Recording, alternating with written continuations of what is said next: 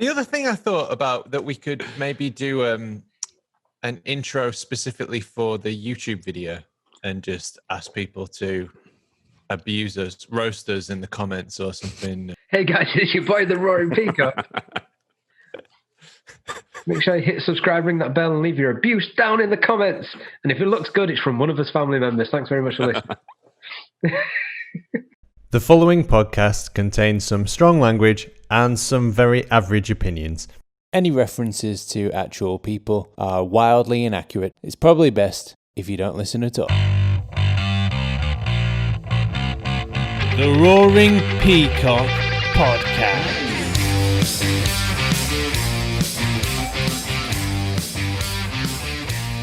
Welcome back to the Roaring Peacock Main Cast. In this podcast, we'll be endeavouring to talk about Karen, Spurs, Boris transfers, and Yeboah, and not to get too off track, and also Sex Arses.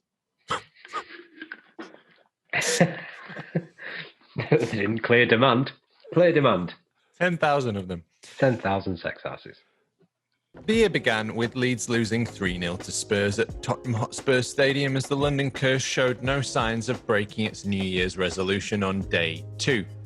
Whether the fog, cheese boards, or their £200 million players are to blame, we don't know. But one thing we're sure of is that Spurs wouldn't have won that game without a break due to COVID. With January came the kickoff of silly season, with former Sunderland striker Kevin Phillips challenging Danny Mills for his Football Insider residency, tipping Leeds to sign Diego Costa. Thanks, Kevin. And in non-Leeds related news, after days, weeks, months, who can tell time anymore, of Boris Johnson schooling the country on schools needing to stay open, with principals and unions threatening legal action, the Prime Minister U-turned quicker than your cat who's seen a cucumber, putting the entire country in a 6-week lockdown. And the worst part? There's not even a season 2 of Tiger King to keep us entertained.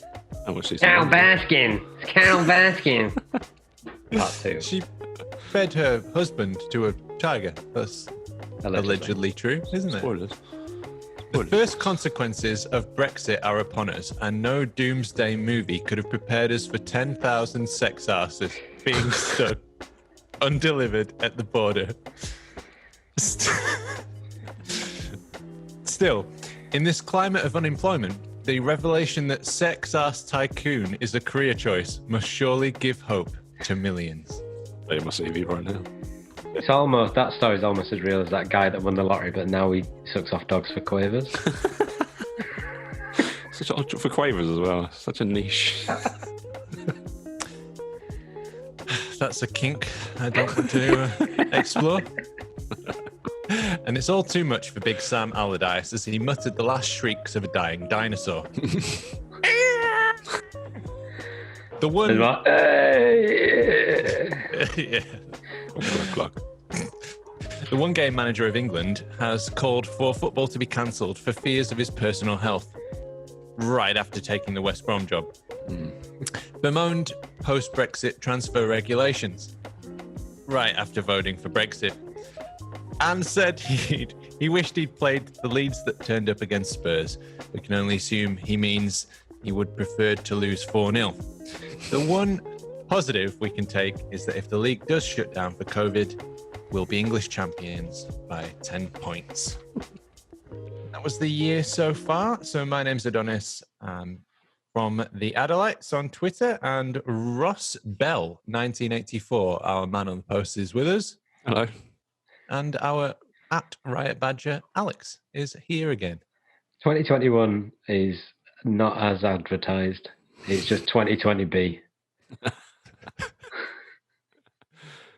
Diet 2020. Yeah, that's it. Yeah. 2020 light. Well, it doesn't feel so light at the minute, does it? The rust up. So it was last week that we spoke with Mr. Phil Hay, and it felt more like Mr. Phil Hay spoke, which was lovely. I enjoyed it very much. We got his value for money from Mr. Phil. It was great. We did. We cheekily put it into 2 parts. I felt bad about that. When he completely ignored sending him a WhatsApp with the second tweet. Go on, retweet that. Go on. No response. And then we replied to fact check Phil Hay, who I obviously invited to come on the pod. And then I thought, oh God, Phil's got the wrong idea here. But apparently not. So everything's fine. But the conclusion of which is that we didn't get to talk about Karen very much. So now is your chance, boys. Now is your chance to talk indefinitely if you want. Well, it's such a nuanced and difficult story, isn't it? But I did find it fucking hilarious that during the commercial breaks for the Spurs game, there was a little bit of VT of her finding the wrong house to deliver food to. And she seemed more gutted about getting that wrong than she did the opinion about Leeds. It's done wonders for her career. She's on Back in the Day too. She's the nation's darling now, isn't she? All of a sudden, us horrible, vile Leeds fans all jumping on her case. I mean, I still maintain she needs to get her facts right. Like that still doesn't change anything. That the sexist her opinion abuse was wrong. Doesn't excuse wrong. Her opinion is demonstrably wrong. Yeah. Sexist and misogynistic abuse is also wrong. They're both wrong. One of these is higher than the other. Doesn't make one right. Yeah. Yeah, both things can be true in this, and I think they are. The people that sexistly abuse her, then they deserve. If you're getting banned from Twitter from making people wish they want to fall upstairs and stuff, then they should be banned for this sort of stuff. But this seems to just fly underneath or over the radars completely, doesn't it? You can get away with whatever you want. Oh, most recently, Cookie being banned for saying that he wants to hug somebody to death. Which I fully stand behind. I fully stand behind that tweet. I think the phrase he used was bear hug the cunt in reference to Boris Johnson. Which... Just a term of endearment. What's wrong with that? Yeah, 7 days. I feel like there should be a little bit of nuance in these algorithms. There should be. It's a little bit sus. That is not a threat that he's going to follow through with. Although I do have a friend in Tasmania who headbutted Tony Abbott, and I don't know if you know Tony Abbott. He was a fundamentalist Christian, right? Part-time boxer who was the one-time Prime Minister of Australia, and a very far-right, very horrible, mean-spirited, cold-blooded individual. My friend is a punk, I guess you could say, an anarchic punk, and he spotted him one day after he'd had a fair good days of drink in him, and he said, "Oh, Tony," and he comes up, "No, I just want to shake your hand." I just want to shake his hand, he said to the worried-looking bodyguard next to Tony Abbott. So Tony was like, "Yeah, that's fine. Shook his hand and he headbutted. Nice. So sometimes these threats do come true, but I don't think Cookie is going to bear hug the life out of Boris Johnson. Boris is on his district, tour, announcing the Hunger Games, and Cookie's like, "I just want to hug him. I just want to give him a hug." I think with Karen, it's just that we've been hit over the head with Bielsa burnout for 3 years, and it's just the straw that broke the camel's back. Yeah, I think what sickened me most is how the wagons have circled in the journalistic community. The community that were quite happy with hacking dead people's phones for years until they found out that was a technique, and then they're trying to take the moral high ground about tenuously misogynistic post. Leeds United wasn't sexist or misogynistic with what they posted. Yep. Yes, they could have called out the abuse that was put underneath that tweet or in that tweet's name sooner, but it's disproportionate is the reaction that we've got.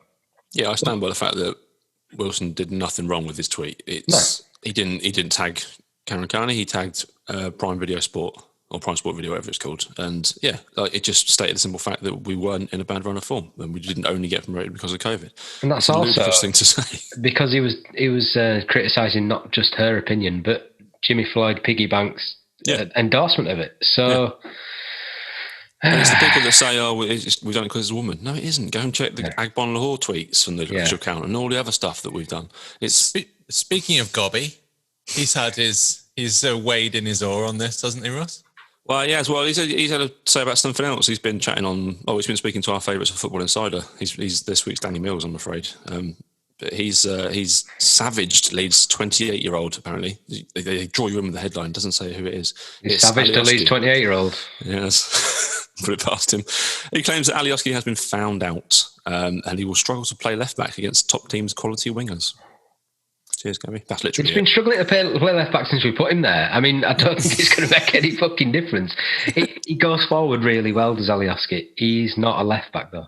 Yeah. I was actually referring to the quote that Gobby said. Sport stuff. Yeah, he said that we're a small club. It was a small club mentality for us to call out the Karen Carney comment. We know he's a fucking idiot. We don't have to take anything he says seriously. He said, you wouldn't get Manchester United or Liverpool doing something like that. It smacks of a small club mentality. You've just won 5-0. Only tweet your goals and highlights. But is this not similar to like...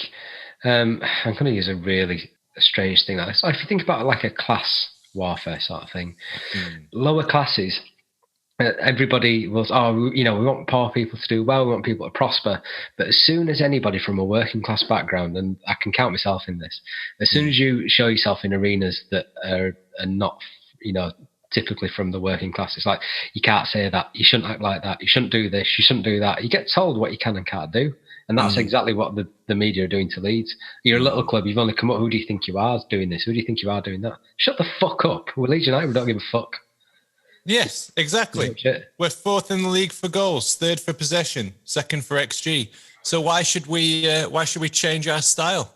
Yeah. And the fact that these PR entrenched plastic corporations that are masquerading as football clubs don't have a fucking soul doesn't mean that we shouldn't.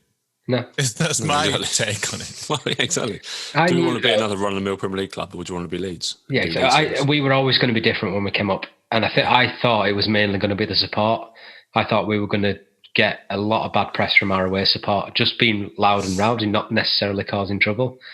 Oh, it's terrible, they're using this language where there are children. But no, it's just been us club being rowdy as fuck on Twitter. Great, isn't it? Cheers, Wilson, you're one of us. Yeah, I think it's great. Much rather this than just being Brighton or Burnley and just completely non-existent in this division. Yep. Okay. So moving on now. Spurs.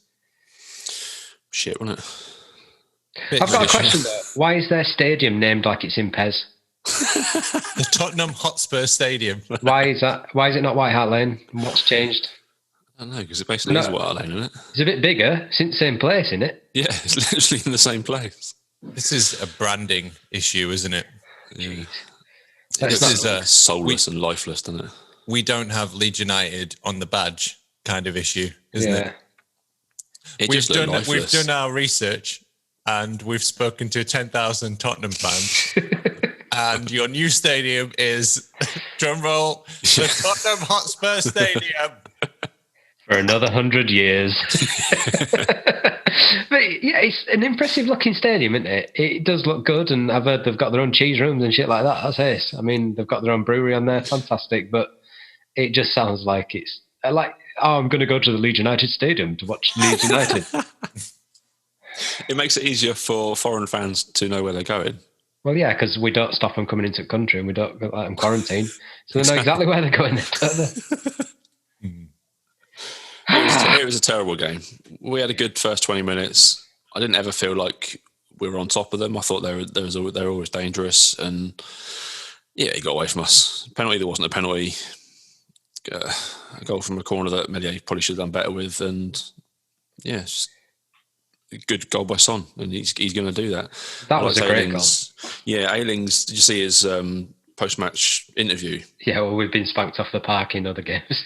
Yeah, he's so brave to do that, and all with his speech impediment to actually go on there and do that and talk about how battered they were. And he said, like, they're going to score a goal. You cannot stop a team that are that well oiled, especially Kane and Son. They'll do that to any team. You can't track them because they're just so quick. No, that second goal was so good. I thought there was something wrong, like the ref had blown the whistle and we'd stop playing because we just went absolutely to sleep. Yeah. And just that run was not tracked. And it's just like, you've got to hold your hands up to goals like that. That's an amazing goal. Yeah. But it was a free hit. It was. The important ones were Burnley and Newcastle and West Brom. And we won them. So who was your man of the match then? Was it Luke? Probably was, to be fair. Yeah, to be honest, Bill had a really good game. I really like how he comes out from centre-back and takes it past the player. Ben Hodder was amazed. He thought it was the revolutionary football. I don't think he's seen Leeds play under Bielsa at all because he was shocked by the way we were playing football. I mean, to be fair to Glenn Hoddle, most of the time he's doing yoga, isn't he? He's doing the tree or whatever in his yoga room. Oh, is it saying that disabled people did something wrong in a previous life? Or making comments there. That's the one. That's the one.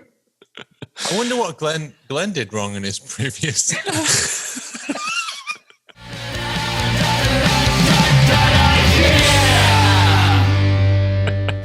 Yeah, it was definitely Luke. I think he was fantastic.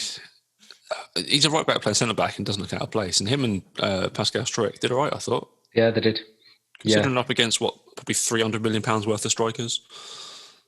I've got a confession to make. Go on then. In my FPL team, I have Hugo Lloris, Heung-min Son, and Harry Kane, and I captained Son. Yeah, I've got Son and Kane. I've got captain and vice captain for both of them, but that's something I did weeks ago and just left it as that because they just score and assist goals all the time. Disloyal. Sorry. If your FPL is not all Leeds players, right? I do have Pascal Struijk and Stuart Dallas, and my defence took a hammer in this week. I do have a hard and fast rule of no scum and no Chelsea players, and that reminds me, I've got to go through the Adelites Cup, which is the FPL league of mine, and remove some of these very naughty players who've put fucking Penandes into their teams. Can't be doing with that. I mean, it was the perfect Spurs game for them. When it got an early goal, didn't have to do much after that. They looked comfortable all the way through it, really. Yeah. Even though we had much more possession, I thought we didn't really do anything with it. I don't remember Lloris making any real kind of challenging save at all. No. And if you want some more in-depth analysis of the Spurs game, you can go over to our match review if you haven't seen it yet. There you go. Look at how fucking professional we're getting now. Slick. This way you put a link on the YouTube video and we'll point to it. Yeah. Yeah, that's a great idea. It's up here. For more analysis. Click on this button and make some comments down here. Just click the subscribe button, leave your abuse here, and if something looks nice, I've left it under a different name. Gotta hate YouTubers. And white YouTubers now. Yeah. Isn't that a revelation? Self-loathing's a good thing. Yeah. We're going to have to make it better somehow. How can we make YouTube better? Write it in the comments, guys. And 5,000 likes will do the best one. Guys, click likes. We want to aim for 250 likes on this one. No. Right. So, maybe people who are used to YouTube sort of getting into their element. Now we're talking all about this. So we're going to have to make them fuck off from this video by talking about Boris. Yay. So he's a bit of a bellend, isn't he? Let's face it. And he's sort of berating schools and these poor teachers who are like, yeah, but Boris, have you looked at the science? I don't think that's a good idea. I don't think we should open. In fact, I'm not going in. Yeah. And then he's like, oh, there's going to be an announcement tonight. So they've been in school for one day. And then everybody's making plans, obviously. And then he comes out at 8 p.m., was it? Yeah. Yep. After a day, over a weekend where loads of parents and teachers have been stressed, lots of teachers have been given masses of abuse on Twitter and other social media because they're lazy and feckless and, they're earning a living, they're stealing a living, all this shit.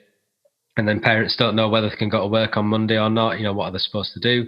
They're supposed to put the kids in. Some of them saying, well, I want to keep them off, because I don't think it's safe. And then they've been threatened with fines of £60 a day for keeping them off. Mm. They send them into school. It's almost like the teachers and parents are going, Boris, that school's on fire. It's really not a good idea for us to send our children and teachers into that school. It's fine. Alas. And they've gone into the school and gone, it's really shit. We're all setting on fire. That kid's running around and he's on fire. It's like, close the schools. And then every kid that's gone in has then got to isolate for 10 days because potentially they've been around somebody with COVID.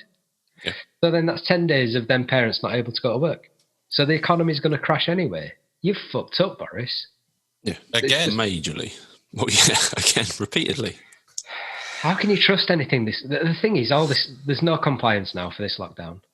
And, I think we all understand that means that we'll be in this for a long time, but you can trace it all back to that big Mekon-headed looking fuck going to Barnard Castle for his fucking eye test. And everybody's gotten out now and just says, oh, well, if he can do it, it's coming from the top. Take him away, yeah. So he fucked up again. It's fucked up part 726. Yeah. So I sent my daughter to school yesterday. She was really excited to go and see her friends. And even though she understands you've got to keep distance, but they can't. There was 33. She's in a class of 33 people. She's 6 years old. Yeah. There was only 2 kids that didn't go in because their parents kept them off. And she had to go in, basically. And so she went in. She was happy to see her friends. She had a really good day. She had a fun day. And then she gets home and gets told, you can't go to school now. It's not all. Yeah.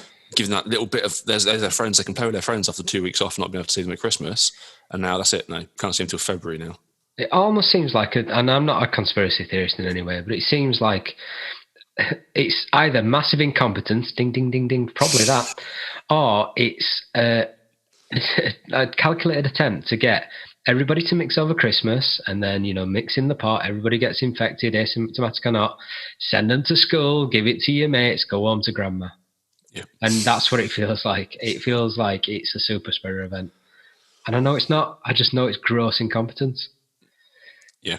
I think he wouldn't have opened schools. If Keir Starmer had said nothing about it just before Christmas, then they would have closed the schools without that first day opening. But because he said it, he can't be seen to be agreeing with what Labour have said. And I'm not a Labour fan. I don't particularly care about any of them. But he could have just didn't do. Could have just not opened schools at all. It would have made no difference to anyone. No one would have cared. No one would have liked him more for it or less, because I don't think his opinion can change much now.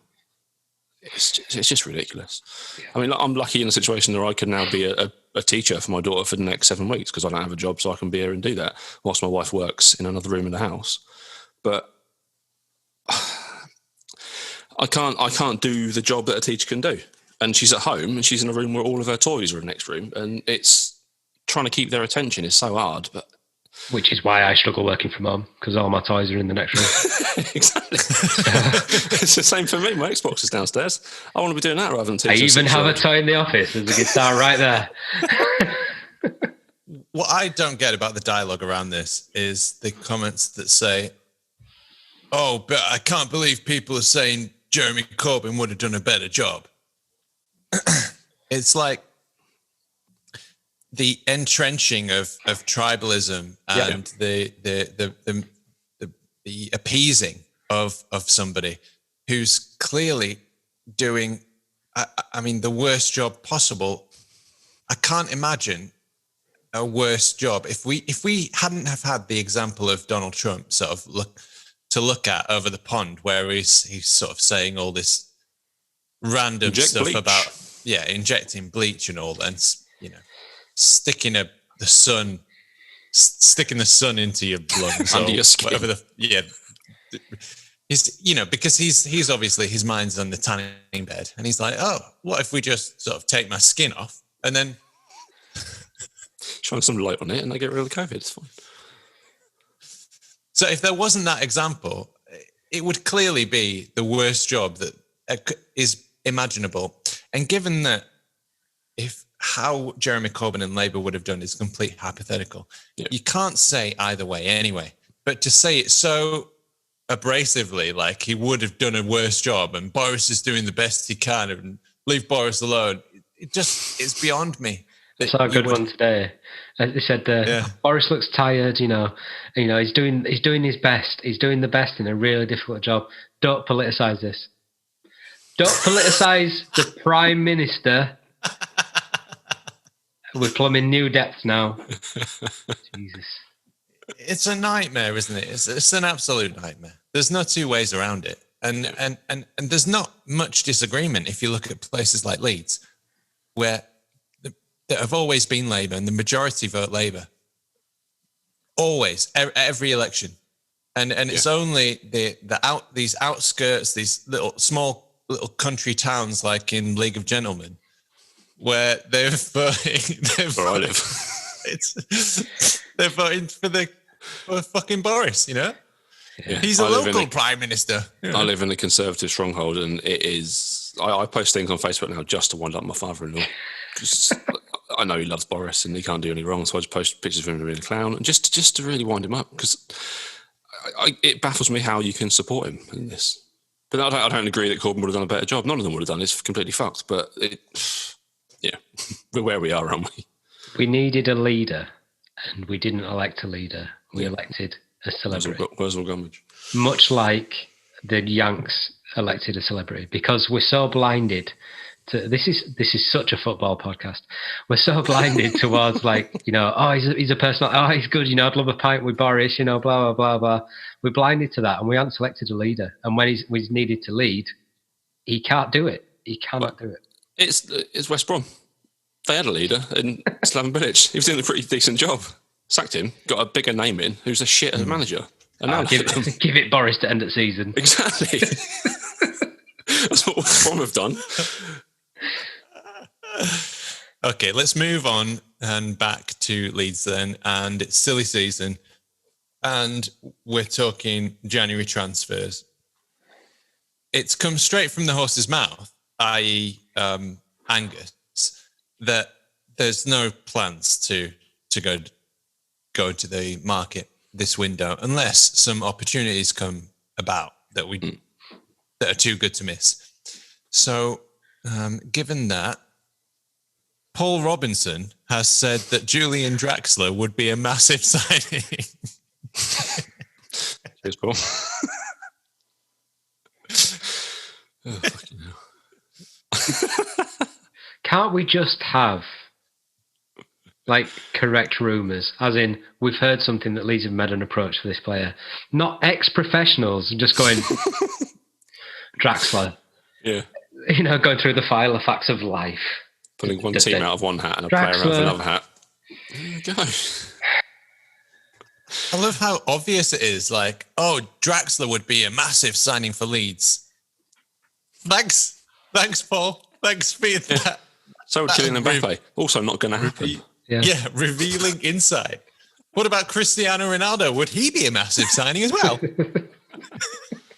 He'll be back up to Bamford, wouldn't he? Unfortunately. Yeah. I'm just looking at Sky Bet now. So they've got a big list of players who you can bet on where they're going to be before the end of the window. And we are favourites for one. It's Roddy De Paul, obviously, 7-1. Who's actually, the Pozzos has said that he won't leave unless it's summer. Yep. That's dead in the water. 33-1 to sign Marko Arnautovic, who I didn't realise was still playing football. West Ham are favourites to sign him. I'm sure he's a West Ham player, isn't he? Where is he? He was. I don't know where where does he play for? I've no idea. I thought he was a West Ham player. We're also in the running, according to Sky Bet, with Danny Rose. Do we want Danny Rose? Because ex-player, easy link. Yeah, Dele Alli on his massive wages. And we're also in the running for Ben White. Oh, really? Ben White? Yeah, 25-1 we are. Man United are 5-2. But the thing is, odds are done by people betting, and people are stupid. Yeah. So, yeah. Man United fans have lumped a whole load of money on Ben White being a scum player by the end of February. Arnautovic is at Shanghai at the minute. Is he? Yeah. He must have a small contract then. Definitely we can sign him. Yeah, so he left West Ham in 2019. Went to Shanghai. He's had 29 appearances and 16 goals. Not bad. It's a decent return. That's probably why West Ham want him back. Report. Dun, dun, dun. Leeds lead the race to sign Damari Gray. Damari Gray, I signed him on FIFA 2004. So I think He hasn't played football for a year, has he? I'm sure he's like completely not even in their squad. Gray, who earns $55,000 a week, according to Spotrac, has shown glimpses of his outstanding talent during his time with Leicester, as well as with Birmingham before that. Played one game this season for Leicester.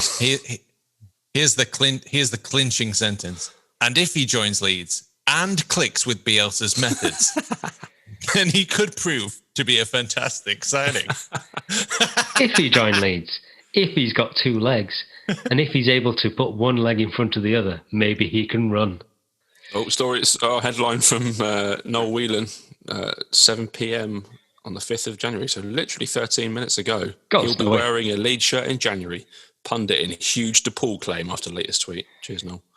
Inside knowledge, DePaul's on his way. I love you, Noel, but I don't think so. No. Yeah, if he's available for the right price, meanwhile, playing for Leeds. DePaul stance made clear to Leeds as transfer demands are laid out. Udinese have informed Rodrigo DePaul's suitors, including Leeds United, they have no intention of selling the playmaker in January.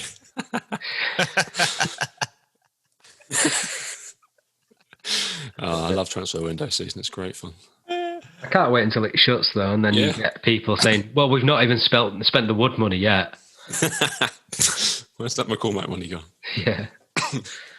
DePaul will only be sold if any club meets their €35 million asking price. That's come down, hasn't it?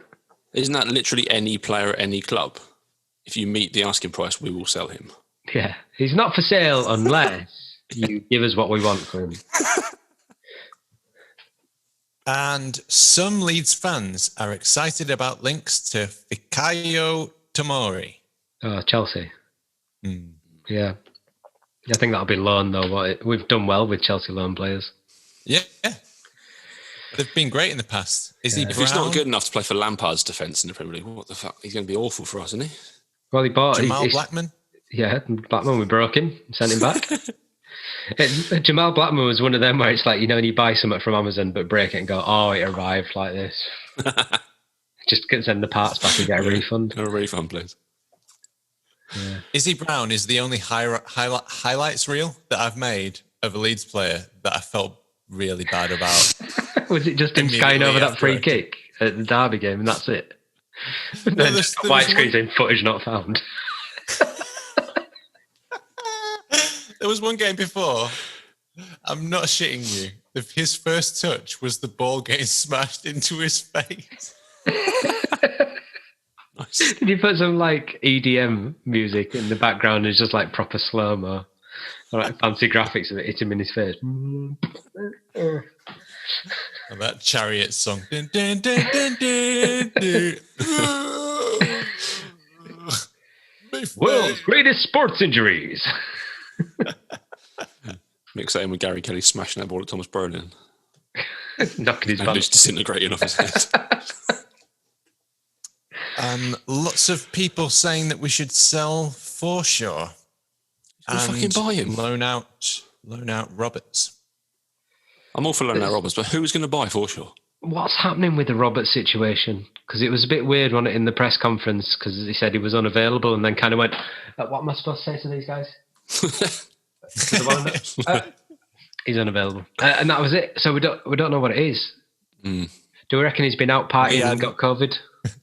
Yeah. He's like, what are we supposed to say to these? Okay, right. We are not using him for spare body parts.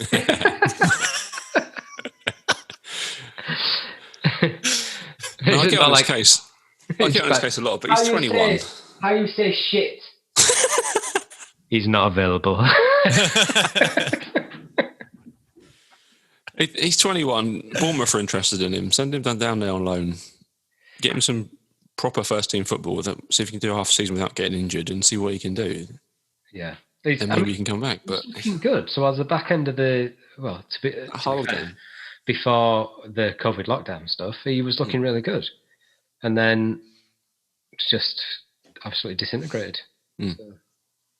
And Football Fancast is saying that now is the perfect time to finally sell Kiko Casilla. Again, who's going to buy it? Leeds have been linked with Sam Johnston and Seni Dieng from QPR. Hang on, let me Google racist football clubs.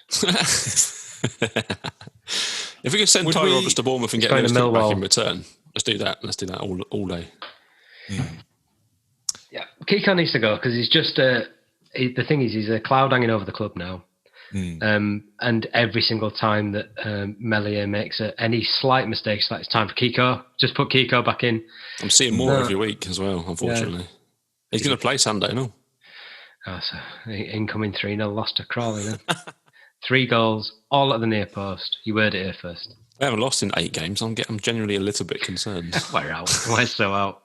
Let's move on to that FA Cup game then. So how do we feel? Firstly, how do you feel about the FA Cup in general this season?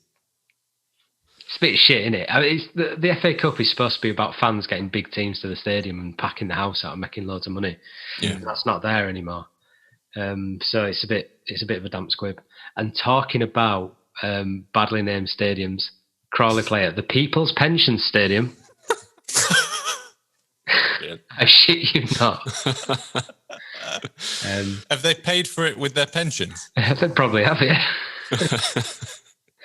Oh, you're in the annuity box just up there? Yeah, no, thank you. Crawley are only 7-1 to win. That's not long enough for a team that are in League 2 against a Premier League team. That's skybet.com. That worries me. They're on form. We're going to play Kiko and some kids, aren't we? But the bookies are available. Is it going to be the kids? Is it going to be the team that played against Hull in the Carabao Cup? But definitely put some money on Crawley winning because absolutely. That's a no-brainer. And I don't even gamble. I never have. I've never put one bet on in my whole life. £40 back for a £5 bet on Crawley to win 7-1. It's not bad for a fiver. Is that right? That's a no-brainer. That is. It's Leeds in the 3rd round of the FA Cup. Yeah. Please gamble responsibly. Yes. Only £5. Don't go mad. Betting on Leeds to lose. He's gambling responsibly. In the FA Cup. In the stage of the FA Cup, yeah. Is the FA Cup responsible during a pandemic in which the infection rate has gone up by 70% in the last 2 weeks? We've travelled to London twice. Are the testing facilities going to be up to the same standard as Premier League? It's just some old bloke called Ken sniffing you as you walk in. No, you don't smell like you've got COVID. It's fine. I've smelled at least 5 people have had COVID.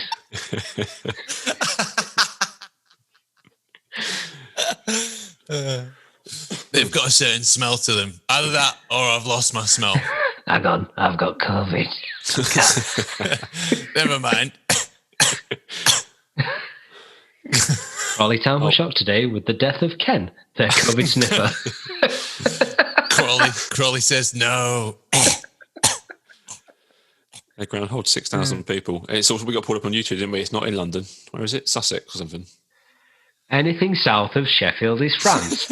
It doesn't fucking matter. You live in France, mate. So nothing matters to me. It's all London. So I was on All Leeds TV and they were talking about how good it would be to have an FA Cup run.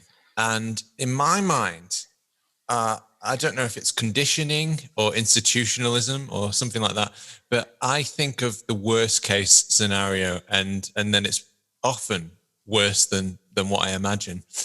I'm imagining like we go down there, Bielsa gets COVID and dies from it. 3 or 4 players get COVID, they're out, and we get 4 injuries or something because we're not used to playing on such a beautiful pitch. But could you imagine? And I was on All Leeds TV and they were saying, "Oh, let's go for the cup run, yeah, cup run." And I was thinking, no fucking way. Yeah, let's not.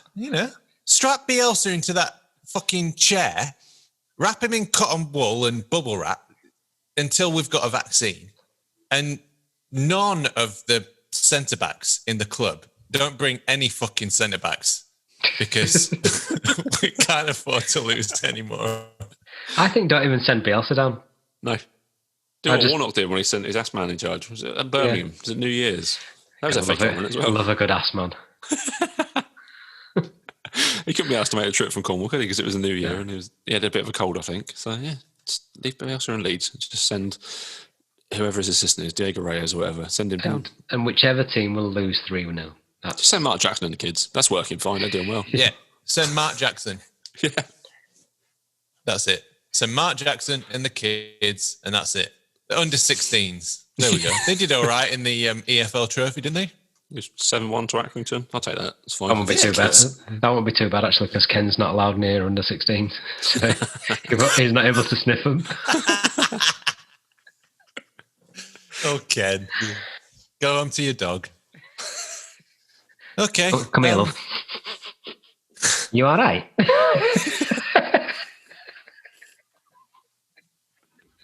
Sorry. Yeboah then. Let's talk about Yeboah. With a chance. Oh, what a stunning goal. I can't hear his name without finishing that off. Yeah. Yeah, he signed on this day in 1995 for £3.4 million. What's that in today's money, do you reckon, for a striker that had scored a ton of goals in Germany before this as well? Let's do the inflation tracker. I remember when he signed, I was 12.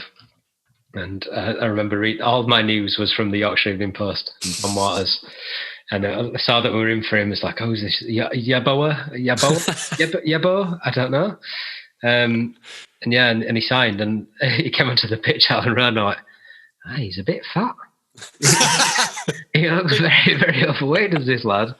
And then his first couple of games went fantastic, but then he started smashing them in like nobody's business. So. Yeah. Wasn't he the top scorer in the Bundesliga the previous season? Yeah, he scored a ton of goals for Frankfurt. And the fact that we could get him 3.4, when you think we spent 4.5 on Lee Sharp and 4.5 on Thomas Broden, and fair enough, Broden was a high profile name, but the impact of a £3.4 million striker to score 24 Premier League goals, 32 in total in 66 games, almost a goal every other game. In today's money, it's 6.83 million. Still less than Patrick Bamford. Yeah. It's nothing, is it? Absolutely nothing. But that's the thing, because back in 95, the Bundesliga might as well have been played on Mars. Yeah. Nobody saw it. Unless you had a scouting network that went over to watch it. It was not on any TV. You couldn't watch it on YouTube. YouTube didn't exist.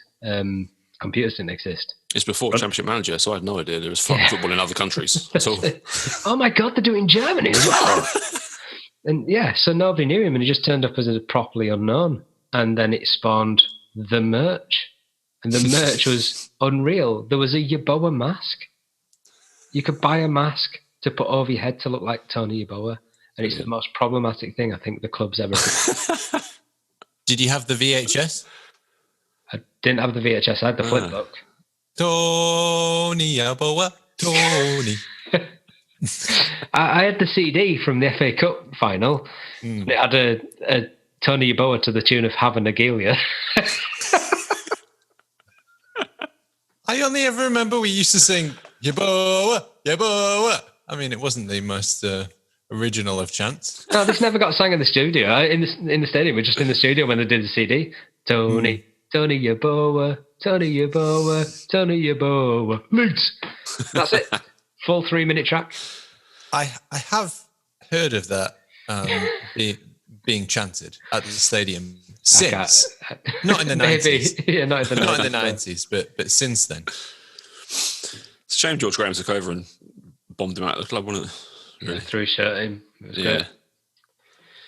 So that first season, 18 appearances, 12 goals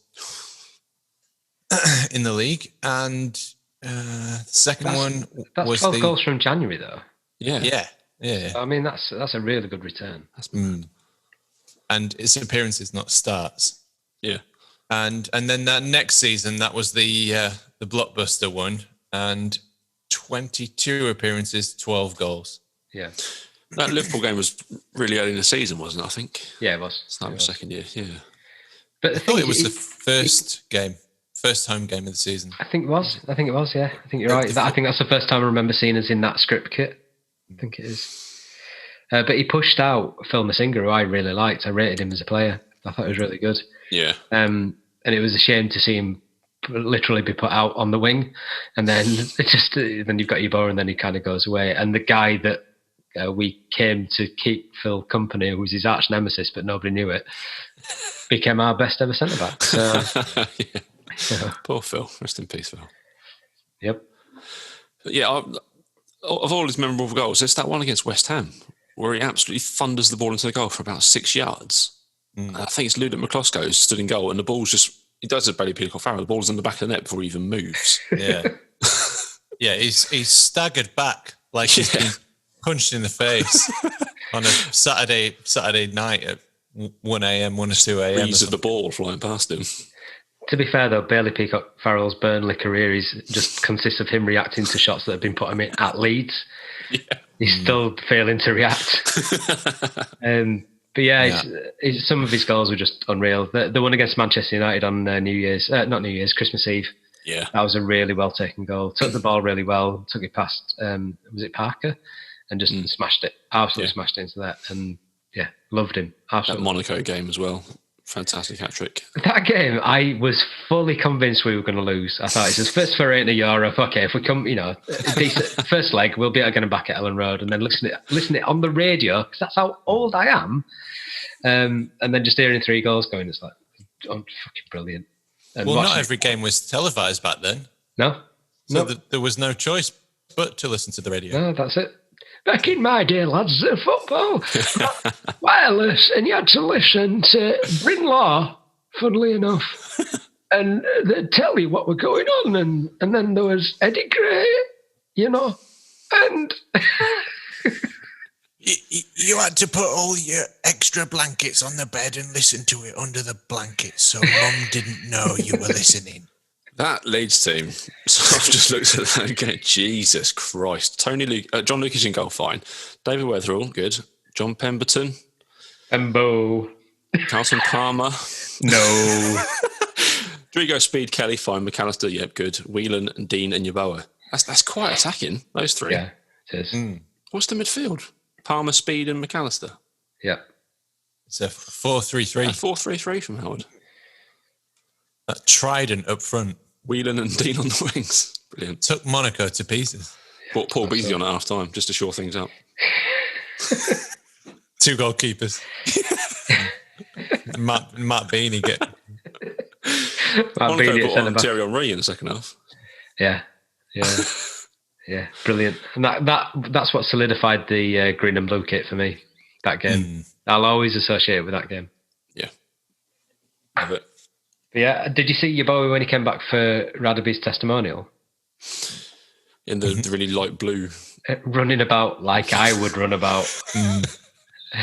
Jogging. It's like, sprint! Oh, no, he's just jogging. He had to refuse free Yorkshire puddings, if I remember correctly.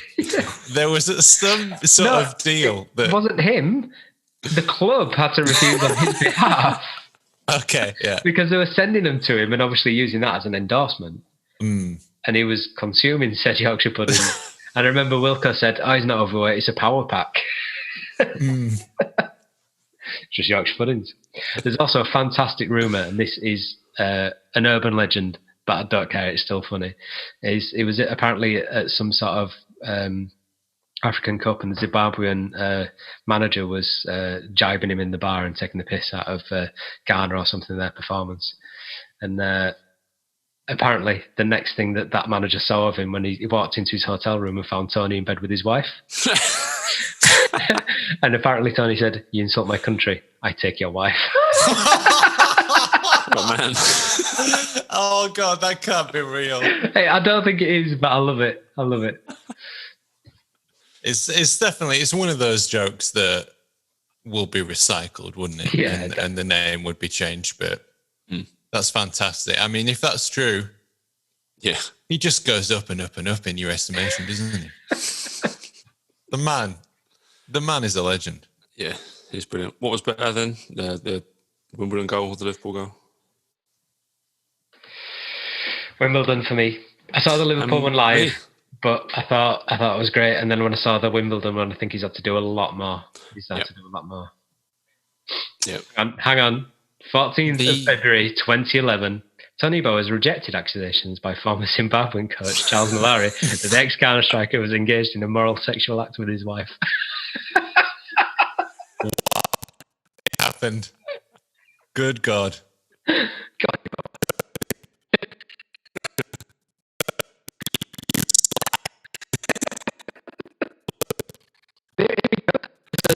It's Peter Love that said it.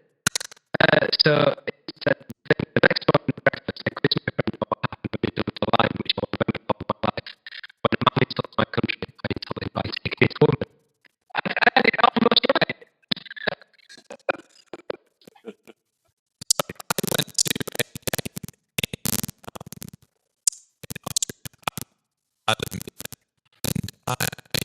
I believe I saw Kelvin Yeboah, who is the nephew of his Tony. nephew.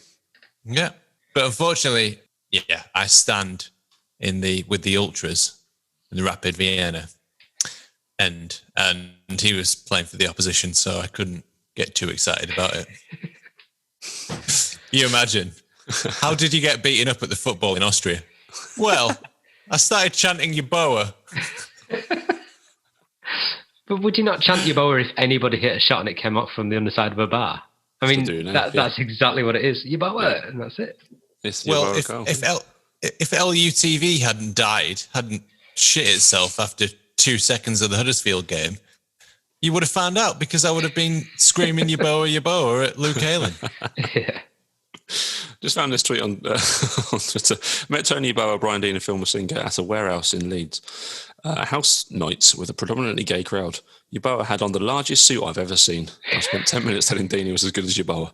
The drugs were very strong that particular night. So, can somebody tell me what... so, I know what a sexual act is. Can someone tell me what an immoral sexual act is? Well, the fact that she's married is probably immoral. That's the immoral part of it, yeah. I was hoping it'd be better than that.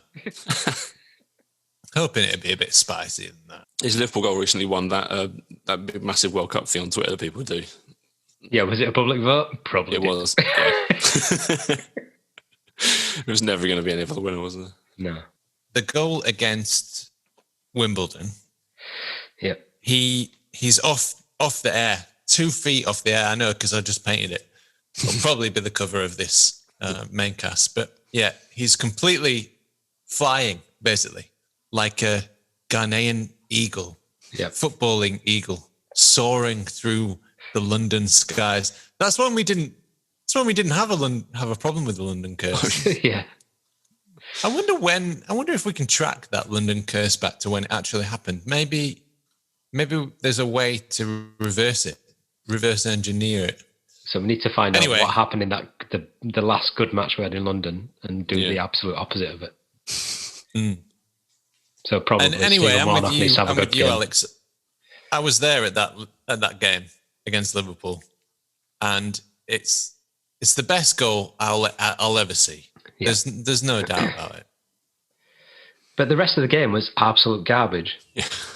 It was such a pure shit. Boring game. The only thing of quality was that. And I was sat in the East Upper. I don't know why we were always in the East Upper for the first couple of games in a season, but we were directly in line with David James's goal line. So it was like early goal line technology. I saw the ball hit the bar and just saw it go, and I saw the gap between the post and the ball, and Ellen Rowe just went absolutely crazy. And if you look at the videos of him putting that goal in, there's a guy in the cop who decides it's in. If you look at the slow-mo, it's just from behind Yeboah, and he hits the ball, and there's a guy in the cop that decides it's in way before it's even anywhere near the goal. And there's somebody behind him that has missed witnessing the finest goal at Ellen Road because that twat stood up. I'd like to find that guy. I really would like to find that guy, because this guy just stands up in his light-coloured top, and a guy behind him's like, fuck's sake, man. That reminds me of, there's all these images of the Liverpool fans who left half time of the Champions League, 3-0 down to AC Milan in Istanbul. This reminds me of that. Yeah. Trying to get back Not even their choice. I mean, that's their choice to leave, innit? This wasn't his choice. Yeah. He's sat there, he's sat through a massively turgid game. The only bit of quality's happened, and Dave in front has stood up. He's never forgive him, I bet. I bet he still sits in the same seat. It's the same guy sat in front of him, like, sit the fuck down. Fascinating to me how many different angles, like how beautiful a goal like that can be from all, and how it was experienced by all the different people who saw it. Yeah, we were lucky because that was the season that Sky had started with all the multiple angles, like the Sky digital stuff. So on the top of the stairwells up to the east stand, they had like a platform put on top of there for the cameras. So that's why you get the view from the east as well. If that had been the season before, we'd have just had the one from the gantry and that's it. So. Okay. So I think that's about it, isn't it? There's not too much more. I mean, the year's only 5 days long. Yeah, still shit. It's already shit. It's great. Do you get any more juice out of this Yeboah and love thing? I can probably find more. I found basically an extract from his Peter and Love's column. I can read it out to you if you like, but I don't want to put the accent on. Yeboah has rejected the accusation by Unlove, insisting that the Zimbabwean striker is a nominal friend. Not too much of a friend, Yeboah said.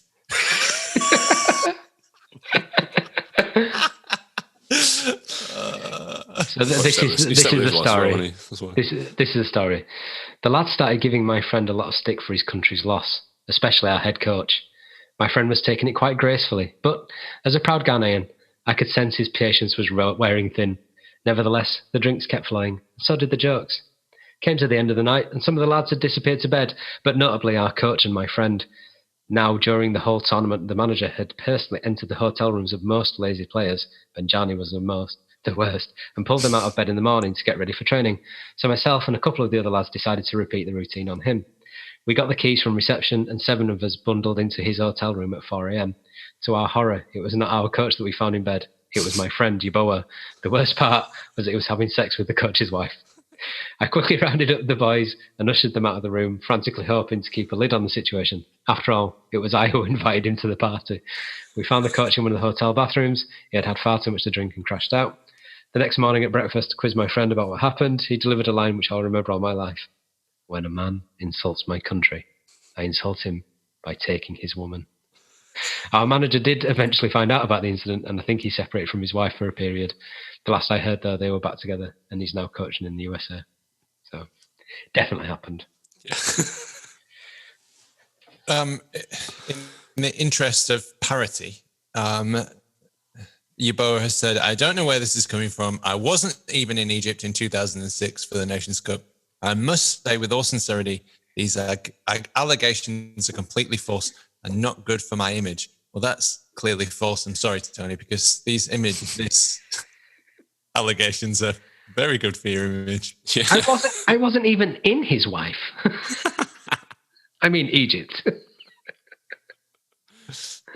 I mean, the only thing that could have made it better is after he'd said, I do this for my country or whatever, if he'd have sort of said, Ghana! Or, pumped his chest or, Ghana forever or something like this. Or this is Ghana! Like, this is Sparta and pushed Unlove in the face of, I don't know. Anyway, fantastic story. I didn't realise that was going to go in that direction, but brilliant. I mean, the next time someone insults you or your country, you know what to do. Sleep with their wife. Do the Tony. What would ask yourself? What would Tony Yeboah do? Yeah. Sleep with someone's wife and have a massive Yorkshire pudding. So if anybody insults your country, there you perform go. an immoral act. Right here. Let's wrap this up then. So 5 days in, and final thoughts. Shit, innit? We're going down. We haven't won a game in 2021. Rubbish. They need to change the style with fucking shit. Bielsa out. Naive football. Get Big Sam in. Good points. Get Billy Chin. No, I think we're in lockdown again. It looks like they're going to stop football. It's properly deja vu. But that means that we'll win the league by 10 points. Oh, mate, look out. I'll take it.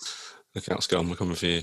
Yeah. And then Karen will say next year, well, Leeds only won the Premier League because of COVID. Yeah. I'll be perfectly fine with that, to be honest. Yeah. Yeah. Won't care if that happens. I won't Karen. I won't go on about it. One thing, if football does stop for a bit, the chances are greatly increased that Brady plays Premier League football for Leeds. Yeah. Yeah, he does. Offside.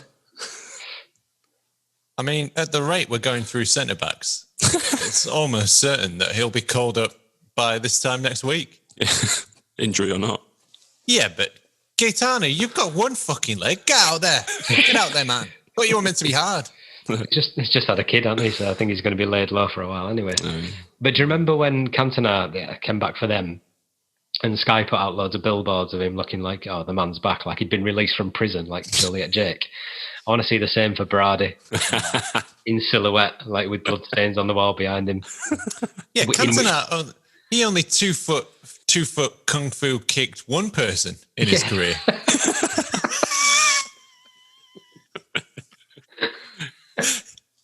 Berardi's made a whole career out of it. Exactly, yeah. Where's his plaudits, Yeah. They're coming. Wait till the Premier League gets exposed to him. Yeah. Radio then. The punditry will be amazing on that one. It's like, it's just that he's going to kill somebody, is this lad? That's not what the Premier League's all about.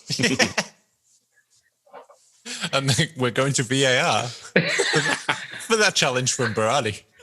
We can't spend much time on VAR because he needs to go to the hospital. Leeds United's Gaetano Berardi has made history today by the quickest VAR decision ever returned. Dangerous foul play. He's hunted down the VAR offices as well. And has been charged with murder in the second degree. Still love him. Indeed. So, in a year which has brought us more bad news than we'd hoped, we at the Roaring Peacock strive on like a crane through honey, sinking lower than hell. I don't know what's going on. What's happening? You know when you start a sentence and you've got no idea where it's going to go. And your brain's like, I am committed to this analogy. And you just dig deeper and deeper. Yeah. Much like a crane walking through honey. In the depths of hell.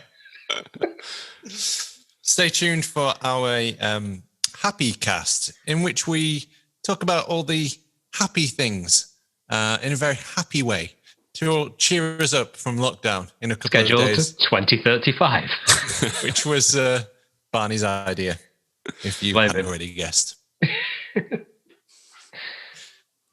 So, first main cast of 2021, and we'll sign off here. So if you want to subscribe and hit that bell button, do it, guys. Come on, guys. Leave a comment.